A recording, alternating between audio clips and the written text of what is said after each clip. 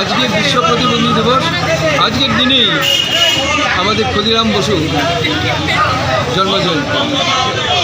আর প্রতিবন্ধীদের জন্য আমরা বারবার দাবি করে রাখছি যে ভাতাটা বৃদ্ধি করার জন্য ৩,০০০ টাকা মিনিমাম করার জন্য সরকারের কাছে, আমরা কেন্দ্রীয় সরকার রাজ্য সরকারের কাছে এটা দাবি রাখি।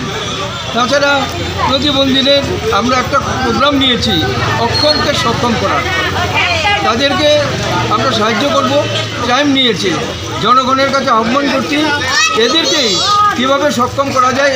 জনগণ ছাড়া আমরা একা পারবো না, তাই সবাইকে আমরা সাথে চাই। ওদেরকে কিছু যেন ভিক্ষাবৃত্তি না করে, এরা যেন কিছু ব্যবসা করার জন্য আমরা একটা চিন্তাভাবনা করছি, এটি যেন হয়। আগামী দিনে চেষ্টা চলছে, আমাদের সাথে বিশিষ্টজনরা আছেন, তারা সবাই সহযোগিতা করবে, এটুকু আমাদের বলার। নমস্কার।